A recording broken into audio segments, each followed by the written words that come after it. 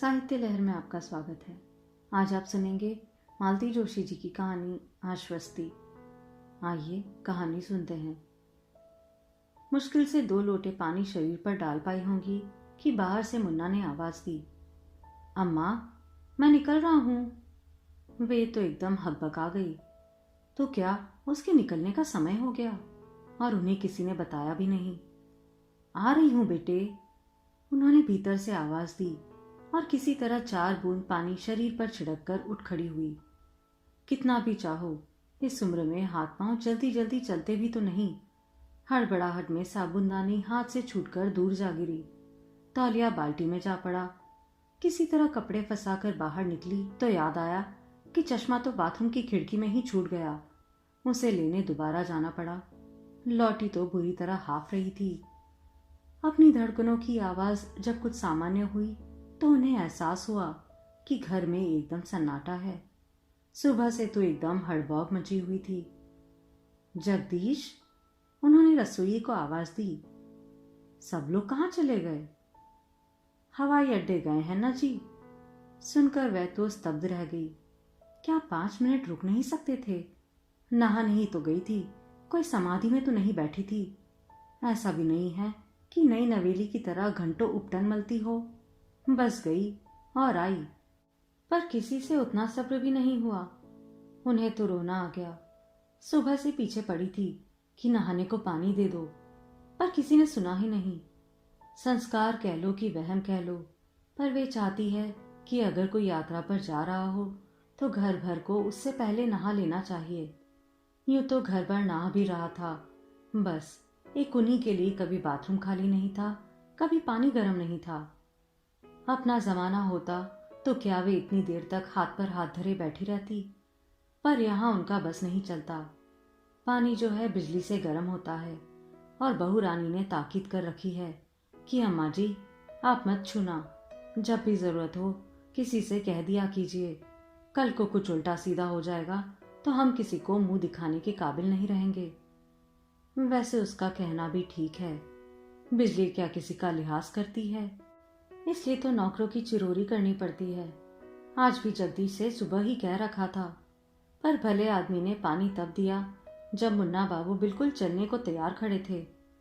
मुन्ना बाबू को भी चलने की ऐसी उतावली मची कि अम्मा के लिए 2 मिनट रुक भी न सके। दुख और हताशा से उनका मन भारी हो गया। पूजा करने की इच्छा भी नहीं हुई। ठाकुर जी को नहलाने के लिए तांबे की थाली में निकाल तो लिया, पर फिर संज्ञा शून्य हो बैठी रही। किसके लिए है ये पूजा पाठ? किसके लिए है ये जप तप व्रत उपवास? अपना कौन है जिसके लिए भगवान के आगे हाथ जोड़े, नाक रगड़े? सब बेकार है। पर दूसरे ही क्षण उनका मन उन्हें धिक्कार उठा। यह भी कोई बात हुई? उनके कलेजे का टुकड़ा, उनकी आंखों का तारा 7 समंदर पार जा रहा है तो क्या वे उसकी सलामती की दुआ नहीं मांगेगी? उसकी सकुशल वापसी नहीं चाहेगी? आजकल कैसी कैसी तो खबरें आ रही है, सुनते ही दिल दहल उठता है। ऐसे में एक ईश्वर का ही तो सहारा है और वे है कि उन्हीं से रार ठाने बैठी है। मुन्ना नहीं रुका तो उसकी कोई मजबूरी होगी। कोई बस थोड़ी ही है जो 5-10 मिनट रुकवा लो। हवाई जहाज का मामला है, वहां तो समय से पहुंचना ही पड़ता है। वैसे बेचारा माँ की कितनी कद्र करता है, कितनी पूछ परख करता है। बिना मिले दफ्तर भी नहीं जाता। रोज रात को सोने से पहले 5-10 मिनट पास आकर बैठेगा, कुछ पढ़कर सुनाएगा, सिर दबा देगा या पैरों पर बाम मल देगा। कल रात को कितनी देर तक पास बैठा रहा। पूरे महीने भर की गोलियां ले आया था। रात वाली और दिन वाली गोलियां अलग अलग करके अलग अलग शीशियों में डाल दी। उन पर निशान लगाकर देर तक उन्हें समझाता रहा। फिर चलते हुए बोला, अम्मा तुम्हें मेरी कसम है, मैं जब तक बाहर रहूंगा तुम बीमार नहीं पड़ोगी। ऐसे गुनी बेटे से क्या नाराज हुआ जाता है? ऐसा बेटा क्या हर किसी को नसीब होता है? वो तो ठाकुर जी की कृपा रही है कि उनकी कोख से ऐसा हीरा पैदा हुआ। अपने को किसी तरह प्रकृतिस्थ करके उन्होंने पूजा में मन लगाया। रोज की आदत थी, सो वे यंत्रवत सारी विधियां करती चली गई, पर माला जपते समय उनका मन फिर भटक गया। पता नहीं कितना पुराना इतिहास याद आने लगा। कुल जमा 3 साल का तो था जब उसके बाबूजी चल बसे थे। तब से कलेजे से लगाकर पाला है। कैसे कैसे जतन किए, कितने कष्ट सहे, इसका कोई हिसाब है। हर माँ अपने बेटे के लिए ऊंचे सपने देखती है। उन्होंने भी देखे थे, पर सबके सपने पूरे कहाँ होते हैं। यह कमाल तो उनके बेटे ने कर दिखाया है। माँ की तपस्या सार्थक कर दी। पढ़ाई में हमेशा अव्वल रहा। नौकरी मिली तो इतनी शानदार कि नौकरों की पलटन आगे पीछे घूमती है। गाड़ी, बंगला, सब कुछ तो है। बहू भी सुंदर है, पढ़ी लिखी है, बस जरा नकचड़ी है। अब पति के साथ बंबई गई है तो हुलास के मारे सास को प्रणाम करने तक की याद नहीं रही। वैसे उसका दोष नहीं है, उसे वैसे संस्कार मिले ही नहीं है। माँ को देख लो तो सब समझ में आ जाता है। ठाकुर जी ने एक सुख छीन लिया, पर उसके बदले में भर भर कर दिया भी है। उन्होंने मन ही मन हाथ जोड़कर उनका धन्यवाद कर दिया। तभी गाड़ियों की आवाज से उनकी विचार श्रृंखला टूटी। लोग बाग शायद लौट आए थे।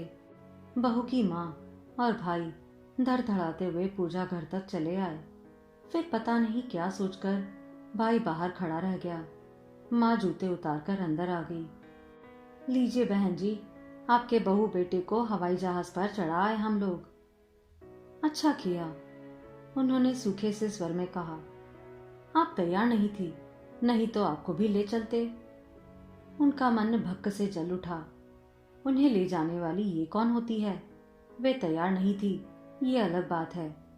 उस किस्से को इनके सामने दोहराकर अपनी बेचारगी जाहिर नहीं करेगी।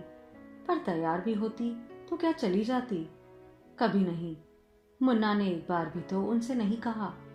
अपनी कटे बालों वाली, लंबे नाखूनों वाली, ऊंची सैंडल वाली सास को तो शौक से ले गया। किटपिट इंग्लिश जो बोलती है। अपनी सिलबिल माँ को कहाँ ले जाएगा? शर्म नहीं आएगी? अपने आहत अभिमान को मन में छुपाकर बोली, हम तो कभी किसी को छोड़ने नहीं जाते। हमें अच्छा नहीं लगता, हम तो घर से ही विदा कर देते हैं। आंटी, ये आप बहुत अच्छा करती हैं, टिंकू का मामा बोला।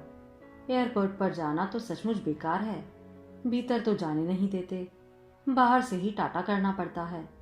फिर ना लौटते बनता है ना खड़े रहते, बस जाली में से टुकुर टुकुर देखते रहो। आप होती तो परेशान हो जाती। समधिन ने मनुहार की, आज खाना हमारे साथ खाइएगा, अकेले में मन नहीं लगेगा। मैं तो हमेशा से अकेली ही थी बहन, अब तो आदत हो गई है। आपकी बहू हमें जता गई है। मैं तो मनीष को छोड़ने सीधे बंबई पहुंच रही थी, पर माया ने फोन किया कि मम्मी आप यहीं आ जाओ, आप रहोगी तो अम्मा की चिंता नहीं रहेगी, मैं उनके साथ बंबई जा सकूंगी। समझ लीजिए कि एक तरह से वह हम पर आपकी जिम्मेदारी डाल गई है। समधिन की बातों से दर्द छलक रहा था।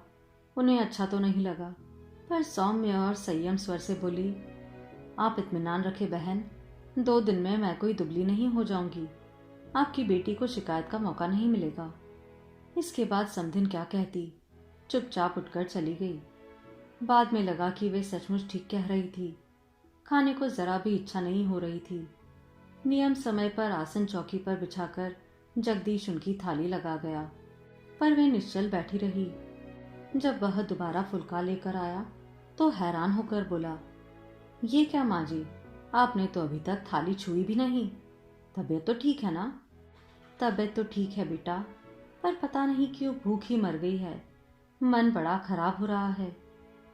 क्यों माँ जी? तुम्हारे साहब मुझसे बिना मिले कभी दफ्तर भी नहीं गए, और आज परदेश जाते समय उन्हें अपनी अम्मा से मिलने तक का होश नहीं रहा। आवेग के कारण उनका गला ही रुंध गया। जगदीश ने चौकन्नी नजर से इधर उधर देखा, फिर फुसफुसाकर बोला, हम तो नौकर आदमी हैं हुजूर, कुछ कहते अच्छा भी नहीं लगेगा, पर अब क्या बताएं। साहब तो बड़ी देर तक आपके कमरे में इंतजार करते रहे, पर माँ बेटी ने ऐसी चिल्लप पौ मचाई कि क्या बताएं। बोली, क्या एक दिन नहाना धोना देर से नहीं हो सकता? आदमी को समय देखकर चलना चाहिए।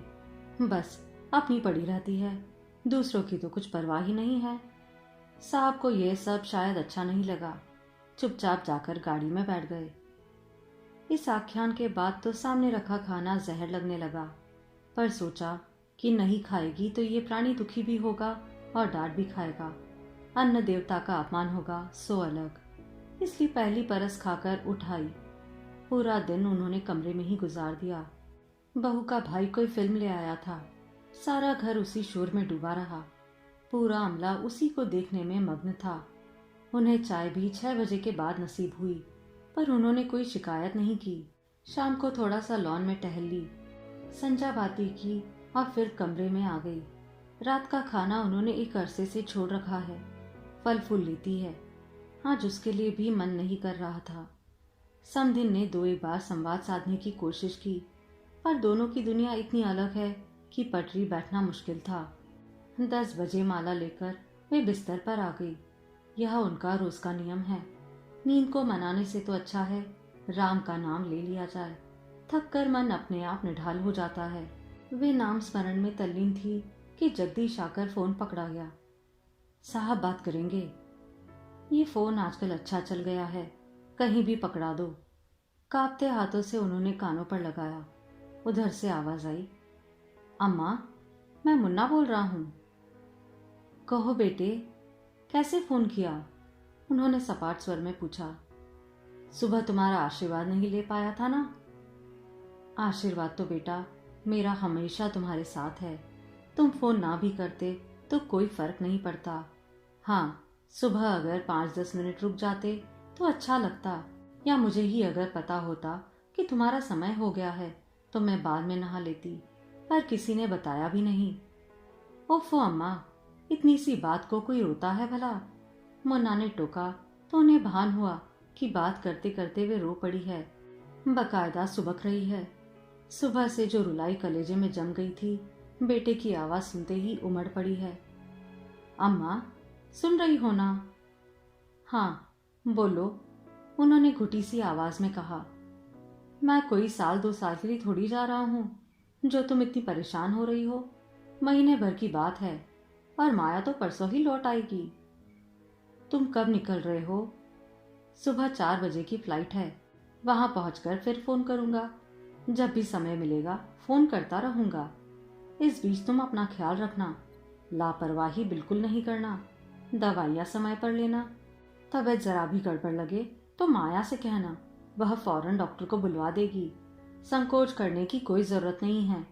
यह तुम्हारा घर है अम्मा, तुम्हारे बेटे का घर है। तुम मालकिन हो इस घर की, समझ रही हो ना? वे सब समझ रही थी। यह भी जान गई थी कि बहू आसपास नहीं है, तभी तो इतना खुलकर बोल रहा है। उन्हें अच्छा लगा। मन एकदम हल्का हो गया।